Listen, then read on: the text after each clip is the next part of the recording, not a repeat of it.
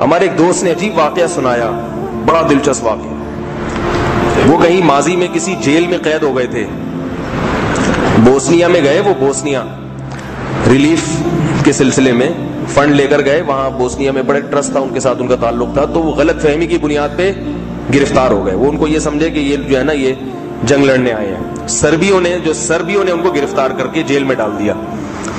تو اپنا واقعہ سنا رہے تھے کہ جیل میں ہمیں کھانے کو نہیں ملتا تھا، یعنی پابندی لگا دی ان کو بھوکا رکھو، بہت 2 3 4 دن۔ تو انہوں نے کہا کہ ہم نے، وہ تبلیغ میں بھی ان کا وقت لگا ہوا تھا، کہتے ہیں ہم نے صحابہ کرام کے واقعات سنے تھے کہ وہ کئی دن بھوکے رہتے تھے۔ کہہ رہے ہمارے دل میں خیال آتا تھا بھوکا رہنا کون سا مشکل کام ہے۔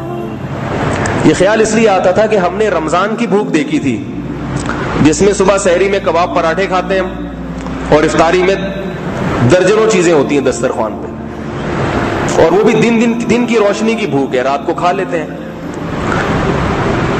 کہہ رہے اس میں جیل میں مجھے پتا چلا کہ صحابہ کی قربانی کیا تھی۔ بھوکا رہنا اس کو کہتے ہیں، یہ کوئی روزے کی بھوک کوئی بھوک تھوڑی ہوتی ہے، اس میں انرجی ختم ابھی پوری طرح تھوڑی ہوتی ہے کہ افطاری کا ٹائم ہے۔ یہ تو اللہ نے اپنے بندوں کو اپنے قریب کرنے کے لیے ایک بہانہ رکھا ہوا ہے۔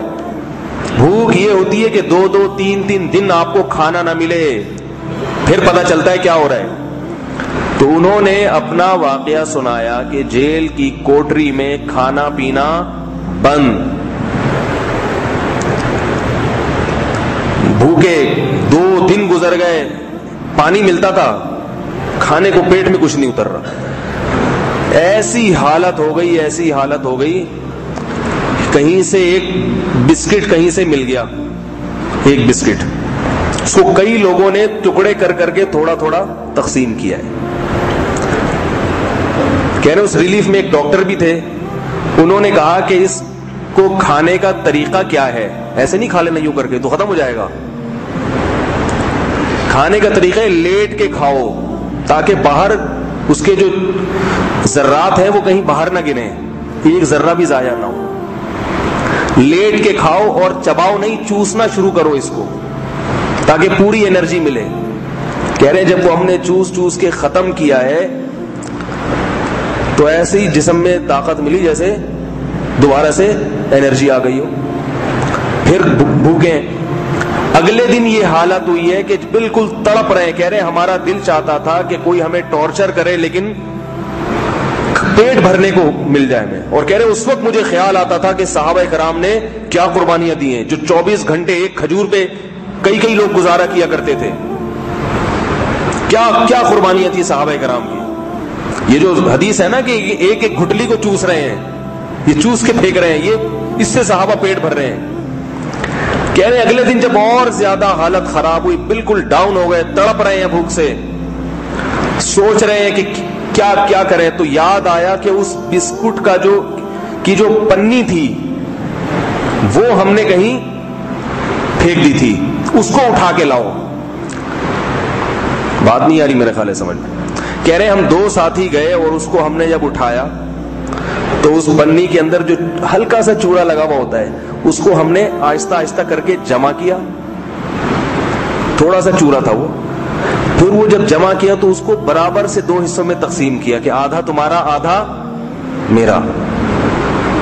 کیا حالت ہوتی ہے انسان کی، آدھا تمہارا آدھا میرا۔ اور کہہ رہے وہ آدھا کر کے یوں کر کے چٹکی اٹھائی اور لیٹ کے ایسے کر کے زبان پہ ٹپکائی ہے، ایسے بکھیری، اور اسے چوسنا شروع کر دیا۔ جن صاحب نے یہ واقعہ سنایا وہ کہتے ہیں اس کے بعد جب میں چھوٹ کے آیا ہوں، واقعے کو بھی کتنی 15-20 سال ہو، کہہ رہے ہیں آج تک میں نے برتن میں کھانا پچایا نہیں ہے۔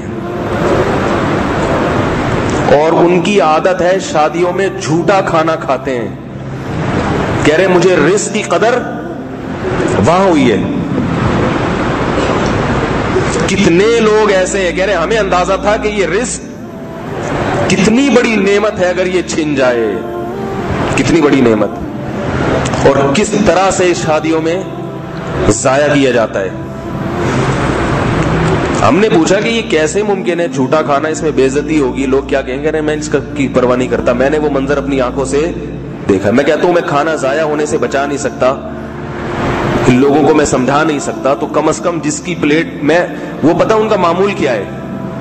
وہ کہتے ہیں کہ جب شادیوں میں کھانا لگتا ہے تو میں نہیں جاتا کھانے کے, میں بیٹھا رہتا ہوں آرام سے, اپنے کسی اور کام میں مشغول رہتا ہوں. پھر دیکھتا ہوں جس نے ادھورا چھوڑ دیا نا اس کے برتن کو میں صاف کر دیتا ہوں.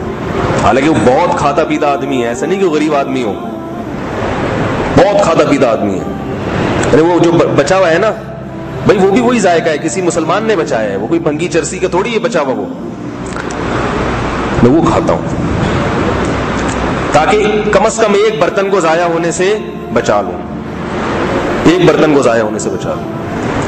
تو ہم نے اللہ معاف فرمائے ہم میں سے کسی کو یہ منظر نہ دکھائے.